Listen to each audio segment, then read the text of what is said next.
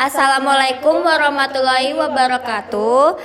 Kami dari kelompok 11 ingin mempresentasikan materi bab 14 akuntansi persekutuan. Perkenalkan, nama saya Regina Ratnaduhita. Saya Astria Delia Rahmasari. Saya Karisma Sagita Rijali.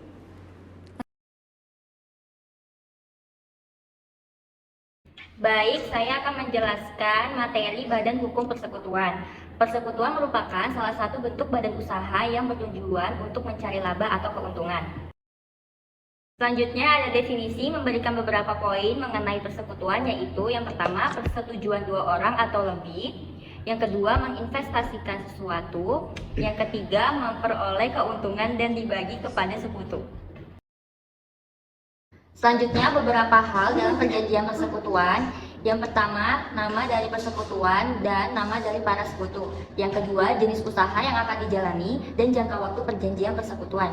Yang ketiga, kontribusi modal awal dari masing-masing sekutu dan metode yang digunakan dalam menghitung kontribusi modal di masa depan.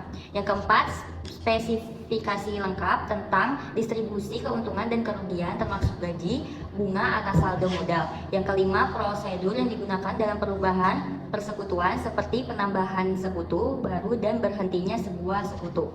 Yang keenam, aspek lain dalam operasi yang diputuskan oleh para sekutu seperti hak manajemen dari masing-masing sekutu. Selanjutnya ada akuntansi persekutuan. Persekutuan merupakan sebuah entitas yang tidak diwajibkan untuk melakukan pertanggungjawaban publik. Persekutuan dalam menyusun laporan keuangan berpedoman pada standar akuntan keuangan entusias tanpa pertanggungjawaban publik. Selanjutnya, pendirian persekutuan. Persekutuan, setiap sekutu memberikan kontribusi sebuah kesepakatan, termasuk aset, kas, non-kas, dan liabilitas yang mencerminkan kepemilikan mereka dalam persekutuan.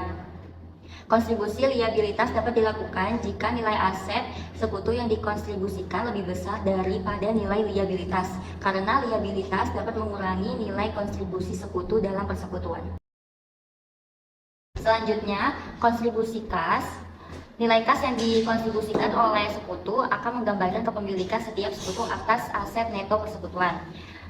Yang kontribusi kas dan aset non kas yang dikontribusikan dalam persekutuan dinilai dan dicatat pada nilai wajar dari aset non kas yang dikontribusikan. Kontribusi kas dan aset non kas dan liabilitas seperti aset non kas, liabilitas dinilai dan dicatat pada nilai wajar ketika dikontribusi ke dalam persekutuan. Selanjutnya, kontribusi kas dan aset non kas, liabilitas dan keahlian khusus. Sekutu yang ada dapat menyerahkan sebagai modal kepemilikan mereka kepada sekutu dengan keahlian khusus, mengurangi kepemilikan sekutu yang ada tanpa mengubah jumlah kepemilikan total persekutuan. Alokasi laba dan rugi persekutuan. Perjanjian persekutuan mengatur alokasi dan distribusi laba atau rugi kepada sekutu dengan mengubah modal kepemilikan distribusi dapat dilakukan berdasarkan presentasi modal kepemilikan atau melibatkan peran aktif sekutu dalam manajemen persekutuan. Selanjutnya, beberapa dasar pembagian laba atau rugi neto dapat digunakan dalam persekutuan seperti rasio tetap yang umumnya menggunakan presentasi, rasio berdasarkan saldo awal tahun setiap sekutu atau pada saldo modal rata-rata sepanjang periode berjalan, gaji sekutu aktif dan sisanya dibagi berdasarkan poin A. Rasio tetap persekutuan tidak menggunakan saldo modal akhir sekutu sebagai dasar distribusi laba atau rugi. Pembagian dapat menggunakan rasio yang ditentukan. Yang selanjutnya ada rasio saldo awal tahun dan saldo modal rata-rata. Saldo awal tahun ini menentukan distribusi laba pada presentasi kepemilikan sekutu dan sekutu. Yang kedua ada gaji sekutu. Gaji sekutu ini dianggap sebagai beban gaji dan tidak termasuk dalam beban operasional. Yang ketiga ada bunga pada saldo modal sekutu. Persekutuan memberikan bunga kepada sekutu melalui kredit. Yang selanjutnya itu ada ilustrasi alokasi laba persekutuan. Distribusi laba dalam persekutuan ini melibatkan langkah-langkah seperti pembagian gaji sekutu, alokasi bunga, dan modal sekutu. Yang kedua, ada perubahan komposisi sekutu. Penambahan sekutu baru dalam persekutuan menunjukkan perubahan penting dengan kontribusi aset pribadi. Yang selanjutnya ini ada sekutu baru memberi kepemilikan sekutu yang ada. Sekutu baru ini dapat bergabung dengan persekutuan melalui pembelian dan kepemilikan dari sekutu yang sudah ada. Yang kedua, sekutu baru memberi kontribusi dalam persekutuan. Sekutu baru dapat memperoleh modal kepemilikan dalam persekutuan dengan memberikan kontribusi atau melakukan investasi. Selanjutnya, investasi sekutu baru sama dengan proporsi sekutu baru atas nilai buku persekutuan. Misalnya ada di tabel. Selanjutnya, investasi sekutu baru lebih besar dari proporsi sekutu baru atas nilai buku persekutuan. Sekutu baru ini bergabung dengan persekutuan dengan menyumbangkan aset pribadi melebihi proporsi kepemilikan mereka atau nilai buku. Selanjutnya, revaluasi aset neto ini bisa dilihat berikut tabelnya ya.